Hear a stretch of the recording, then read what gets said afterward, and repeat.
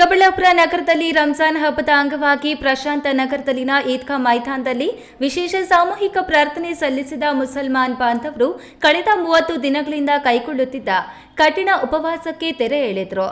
ನಂತರ ಧರ್ಮಗುರುಗಳಾದ ಮೌಲಾನಾ ಮಹಮ್ಮದ್ ಅಸ್ಜದ್ ಕಾಶ್ಮೀರ್ ಅವರು ತಿಂಗಳ ಉಪವಾಸದ ಹಾಗೂ ರಂಜಾನ್ ಹಬ್ಬದ ವೈಶಿಷ್ಟ್ಯತೆ, ಸಂಬಂಧಿಕರೊಂದಿಗೆ ಉತ್ತಮ ಸಂಬಂಧ ಇಟ್ಟುಕೊಳ್ಳಬೇಕು, ನೆರೆಹೊರೆಯವರಿಗೆ ಕಷ್ಟಗಳು ಬಂದಾಗ ಅವರಿಗೆ ಸಹಾಯ ಹಸ್ತ ನೀಡುವ ಬಗ್ಗೆ ವಿಶೇಷ ಪ್ರವಚನ ನೀಡಿದರು. ಅಲ್ಲದೆ ಇಸ್ಲಾಂ ಧರ್ಮವು ಮಾನವ ಜೀವನದಲ್ಲಿ ಶಾಂತಿ, ಪ್ರೀತಿ ಮತ್ತು ಸಹಾನುಭೂತಿಯ ಮೌಲ್ಯಗಳನ್ನು ಸಾರುತ್ತದೆ. ಯಾರಾದರೂ ಹಾನಿ ಮಾಡಿದರೂ ಪ್ರತೀಕಾರಕ್ಕೆ ಹೋಗದೆ ಕ್ಷಮೆ ಮತ್ತು ಪ್ರಾರ್ಥನೆ ಮಾಡುವುದೇ ಇಸ್ಲಾಂ ಧರ್ಮದ ಉನ್ನತ ಗುಣವೆಂದು ತಿಳಿಸಿದರು. ಎಲ್ಲ ನಮ್ಮ ಮುಸ್ಲಿಂ ಜನಾಂಗ ಪರವಾಗಿ ಎಲ್ಲ ಜನಾಂಗಕ್ಕೆ ಈ ಹಬ್ಬದ ಶುಭಾಶಯಗಳು. 30 ದಿವಸ ಏನು ಶ್ರೇಷ್ಠ ಏನು ರಂಜಾನದ ಉಪವಾಸಗಳಿರ್ತವೆ, ಸೆಕೆಂಡ್ ಸಿಸ್ಟಮ್ಮು ತಿರ್ಗಾ ಒಂದು 20 ದಿವಸದ ನಡೀತೆ. 30 ಎಲ್ಲ ಬಟ್ಟೆಗಳು ಅದೆಲ್ಲ ಹಂಚೋದು, ಪ್ರತಿಯೊಂದು ವ್ಯವಸ್ಥೆ ಇದು ಮಾಡ್ಕೊಂಡು ಹೋಗಬೇಕು. ಈಕ್ವಲ್ ಜಸ್ಟಿಸ್ ನಮ್ಮಲ್ಲಿದೆ, ಎಲ್ಲರಿಗೂ ನೋಡ್ಕೋಬೇಕು. ನಮ್ಮ ಧರ್ಮ ನಾವು ಒಂದು ಚೆನ್ನಾಗಿರೋದಲ್ಲ, ಪಕ್ಕದಲ್ಲಿರ್ತಕ್ಕಂಥ ಮನೆ ಯಾರೇ ಇರಲಿ ನಾವು ಪಕ್ಕದಲ್ಲಿರೋರಿಗೆ ಅವರಿಗೆ ನಾವು ದೋಸ್ತಿಯಾಗಿರಬೇಕು, ವಿಶ್ವಾಸವನ್ನು ಗೆಲ್ಕೋಬೇಕು ಅಂತಕ್ಕಂಥ ಈ ಹಬ್ಬ. ಬೆಳಗ್ಗೆ ಈದ್ಗಾ ಮೈದಾನದಲ್ಲಿ ಧರ್ಮ ಗುರುವಿನ ನೇತೃತ್ವದಲ್ಲಿ ಜರುಗಿದ ಪ್ರಾರ್ಥನೆಯಲ್ಲಿ ಭಾಗವಹಿಸಿದ ಮುಸ್ಲಿಮರು ಅಲ್ಲಾಹನನ್ನ ಸ್ಮರಿಸಿದ್ರು. ಇನ್ನು ಬೆಳಗ್ಗೆಯಿಂದಲೇ ಆರಂಭವಾದ ವಿಶೇಷ ಪ್ರಾರ್ಥನೆಗಳ ನಂತರ ಪರಸ್ಪರ ಹಬ್ಬದ ಶುಭಾಶಯಗಳನ್ನು ವಿನಿಮಯ ಮಾಡಿಕೊಂಡರು. ಅಲ್ಲದೆ ನಾನಾ ಕಡೆಗಳಿಂದ ಆಗಮಿಸಿದ್ದ ಸಂಬಂಧಿಕರು, ಮಿತ್ರರೊಂದಿಗೆ ವಿವಿಧ ರೀತಿಯ ಆಹಾರ ಖಾದ್ಯಗಳನ್ನು ಸವಿದು ಸಂಭ್ರಮಿಸಿದ್ರು.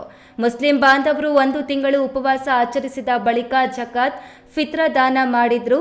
ಶ್ವೇತವಸ್ತ್ರ ಧರಿಸಿ ಗುಂಪು ಗುಂಪಾಗಿ ಮಸೀದಿಗಳತ್ತ ಬಂದ ಮುಸ್ಲಿಮರು ಮೊದಲು ಸಿಹಿ ಹಂಚಿ ಪರಸ್ಪರ ಆಲಿಂಗಿಸಿಕೊಂಡು ಶುಭಾಶಯ ವಿನಿಮಯ ಮಾಡಿಕೊಂಡರು. ಸಾಂಪ್ರದಾಯಿಕ ಪೋಷಾಕುಗಳಲ್ಲಿ ಕಂಗೊಳಿಸುತ್ತಿದ್ದ ಮಕ್ಕಳು ಹಬ್ಬದ ಸಂಭ್ರಮವನ್ನು ಇನ್ನಷ್ಟು ಹೆಚ್ಚಿಸಿದ್ರು. ಜಮಾತ್ ಅಹ್ಲೆ ಇಸ್ಲಾಂನ ಆಡಳಿತ ಮಂಡಳಿ ಅಧ್ಯಕ್ಷ ಜಾವೇದ್ ಪಾಷಾ, ಕಾರ್ಯದರ್ಶಿ ಫಹದ್ ಸದಸ್ಯರು ಉಪಸ್ಥಿತರಿದ್ದರು.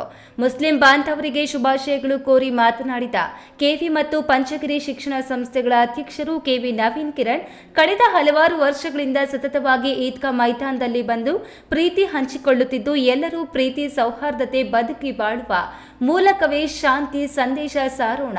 ಮಧ್ಯ ಪ್ರಾಚೀನದಲ್ಲಿ ನಡೆಯುತ್ತಿರುವ ಯುದ್ಧ ಆದಷ್ಟು ಬೇಗ ನಿಲ್ಲಲಿ.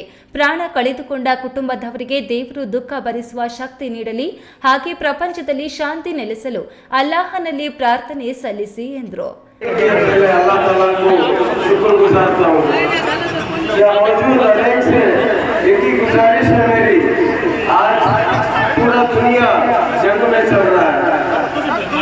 जंग में जो भी शहीद हुए जवान, अपना जान देकर शहीद हुए, उनके लिए दुआ करिए. उनकी जो भी मरूम है उन सबकी फैमिली के लिए दुआ करिए. आज आपका दुआ बहुत मायना रखता है. आपका दुआ ऐसा करिए कि जंग रुक जाए और पूरी दुनिया में अमन कायमत रहे. आप सबको मेरी तरफ से ईद का मुबारक बोलने हुए शुक्रगुजार हूँ. ಕೆಎಸ್ ನಾರಾಯಣಸ್ವಾಮಿ, ಈ ನ್ಯೂಸ್ ಟಿವಿ, ಚಿಕ್ಕಬಳ್ಳಾಪುರ.